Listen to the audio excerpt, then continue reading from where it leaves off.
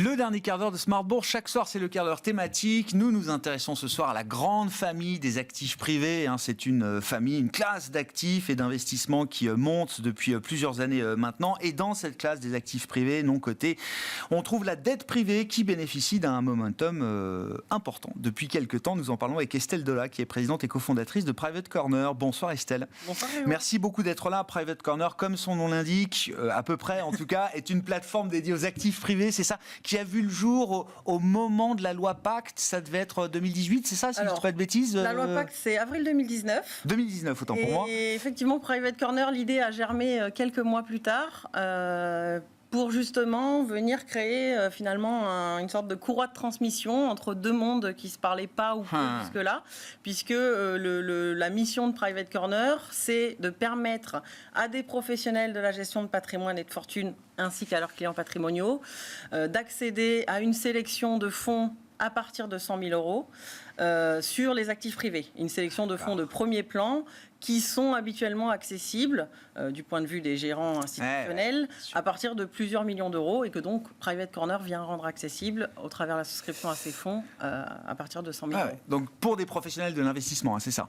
Oui, en fait, nos principaux clients, puisqu'on a un modèle B2B, sont des conseillers en gestion de patrimoine, des banques privées, des family office. Pour le compte de clients finaux, bien sûr. Exactement, qui ont besoin de trouver des solutions pour construire un portefeuille non coté à destination de leur clientèle patrimoniale. Et c'est un marché qui est encore assez naissant, puisque en France notamment, nous avons obtenu notre agrément en novembre 2020. Et aujourd'hui, presque 4 ans plus tard, on a encore une quote-part du patrimoine des Français qui est plutôt proche de zéro. Oui, c'est ça. Oui. Non, le décollage ne fait que commencer, pour être très clair. Vous êtes parti, alors, dans les actifs privés, vous êtes parti avec le private equity, c'est les premières solutions que vous avez mises en place chez Private Corner. Vous vous attaquez aujourd'hui au marché de la dette privée avec une solution que vous allez nous expliquer, Estelle, mais je crois qu'on en est encore dans cette phase de décollage, comme vous dites, où la pédagogie est nécessaire. Oui. C'est-à-dire, dette, on comprend, dette privée, on se dit d'accord, qu'est-ce que ça veut dire précisément? Qu'est-ce qui caractérise spécifiquement cette classe d'actifs de la dette privée? Globalement, il y a un vrai enjeu d'acculturation de toute une communauté, que ce soit les conseillers et leurs clients, sur les actifs privés en général. Donc, comme vous l'avez exprimé, on a démarré par le private equity. On a ensuite poursuivi avec des fonds infra. Et désormais, donc, depuis fin mai, nous avons ouvert à la souscription un fonds de dette privée qui s'appelle Global Private Debt Strategies et qui permet d'être exposé aux stratégies de deux gérants anglo-saxons emblématiques que sont Arcmont Asset Management et CVC Capital Partners sur spécifiquement leur stratégie de Capital Solutions. Donc, qu'est-ce que c'est le Capital Solutions? En fait, c'est un mode de crédit qui vient se positionner entre la dette senior et le capital. Donc, c'est de la dette junior, mezzanine, à laquelle on vient associer du quasi-equity. Donc, ça permet d'aller chercher un rendement annuel, on va dire, à notre niveau de l'ordre de 13% par an. D'accord. Donc, ça peut paraître beaucoup pour de la dette privée. Mais en fait, ça s'explique relativement bien, on va dire, puisque vous avez un taux sans risque, auquel vous venez ajouter le risque de crédit, auquel vous venez ajouter la prime d'illiquidité. Bien sûr. Et auquel vous venez ajouter cette fameuse prime de solution, puisque le propre de ces équipes, c'est qu'ils sont capables de proposer des financements totalement adaptés sur mesure et flexibles aux entreprises auxquelles ils les proposent. D'accord. Et donc là, cette stratégie permet de s'exposer aux stratégies, aux solutions qui sont bâties par CVC et Arcmont Capital. Les deux fonds réunis vont financer 50 à 80 sociétés sous-jacentes. Donc un fonds qui est très très diversifié, aussi bien sectoriellement que géographiquement qu'en nombre de sociétés financées. Le profil type, on va dire, des sociétés qui vont être accompagnées, ce sont des sociétés qui sont par ailleurs accompagnées par des fonds de capital investissement. Donc, le dialogue est plus facile. Exactement. C'est ça. Le dialogue et les le monde du non-coté se parle plus facilement que par l'intermédiaire de banquiers, par exemple, comme c'est encore un financement très traditionnel qui existe chez nous. Vous avez de la dette privée sponsorisée et de la dette privée sans sponsor. Donc la dette privée sponsorisée, c'est celle pour laquelle les entreprises sont par ailleurs déjà accompagnées par un fonds de capital investissement et qui vont chercher de la dette privée auprès d'une autre équipe d'investissement qui, elle, est spécialisée sur de la dette. Et là, votre job pour la création de cette solution de dette privée, ça a été d'aller sélectionner justement CVC et Arcmont, c'est ça? Dans l'univers des gérants privés et des GPs, quoi. Exactement. D'accord. Puisque aujourd'hui, on est dans un écosystème à l'échelle européenne, puisque pour l'instant, Private Corner n'a pas encore sélectionné de gérants anglo-saxons, américains en tout cas. US, voilà, exactement. On est resté sur l'espace économique européen, puisqu'on est allé chercher deux Anglais ici.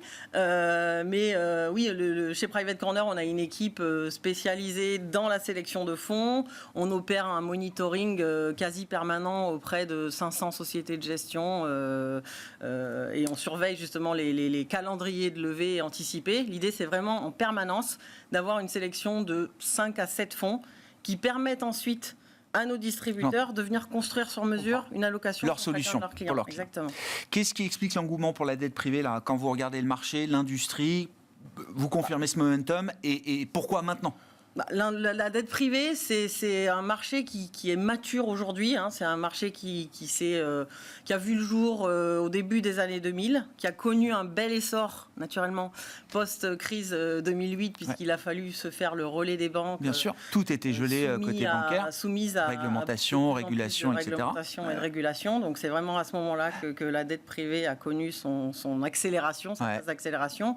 Et si on observe sur les 3 dernières années, la taille du marché, sur les 10 dernières années, la taille du marché s'est multipliée par 3. Et donc, c'est un bon momentum parce que c'est une classe les actifs privés, ça doit être une classe d'actifs à part entière dans le cadre d'une gestion de patrimoine de manière globale et qui vient bien justement complémenter en diversification du private equity avec un bon niveau de rendement risque pour une clientèle patrimoniale en phase de constitution d'un patrimoine sur les actifs privés, avec un horizon d'investissement qui n'est pas si loin que ça au regard de la classe d'actifs en général, puisque sur cette stratégie en particulier, on a un horizon à 7 ans, donc quand même relativement plus court, et qui permet aussi de fixer finalement un taux, un rendement. Bien sûr. Oui, dans le contexte actuel, on verrouille du rendement, c'est un peu partout la même stratégie, et dans les actifs privés, c'était également le cas. C'est quoi l'exemple type d'une entreprise aujourd'hui qui est, j'allais dire, utilisatrice de ces solutions en dette privée et du point de vue de l'investisseur ou du designer de solutions, quel est le profil type d'une entreprise à qui on a envie de faire un prêt ou une créance privée? Justement, le gros avantage de ces fonds aujourd'hui, c'est que vous avez un niveau de sélectivité et donc de meilleur monitoring du risque associé qui est très important, puisque la demande de financement est de plus en plus croissante.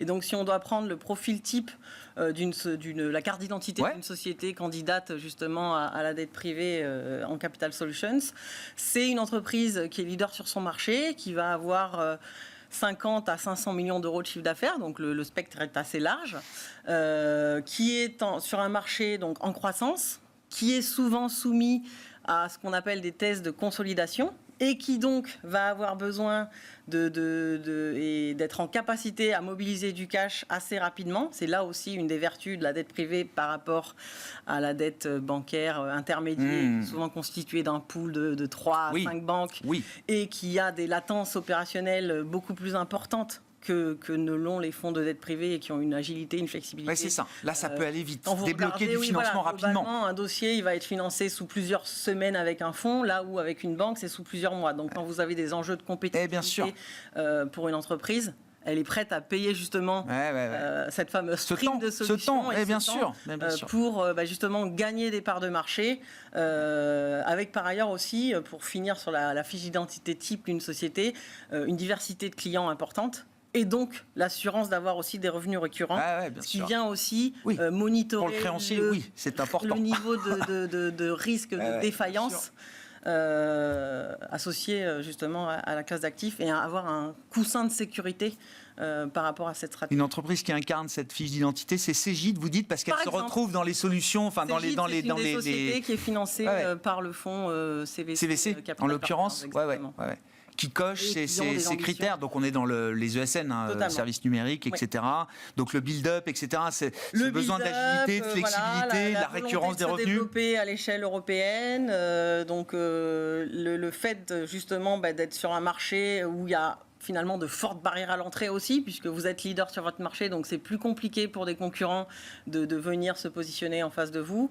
Et donc, ce modèle en général, si on reprend un petit peu de hauteur de vue du non-coté, c'est vraiment ce qui fait sa force, c'est cette capacité à avoir une agilité, une gouvernance et à être capable de s'inscrire dans du temps long et qui confère aux sociétés vraiment une force de frappe parce qu'elle a des financements en capitaux et en dette qui lui permettent d'encore plus asseoir son positionnement de leader et d'accélérer finalement sur un marché. Plusieurs options en termes de financement, c'est important aujourd'hui pour les entreprises. Merci beaucoup Estelle, merci d'être venue nous parler de la dette privée, des enjeux de ce marché, des perspectives et des solutions que vous apportez avec Private Corner. Estelle Delat, présidente et cofondatrice de Private Corner, était l'invitée de ce quart d'heure thématique de Smart Bourse ce soir sur Bismart.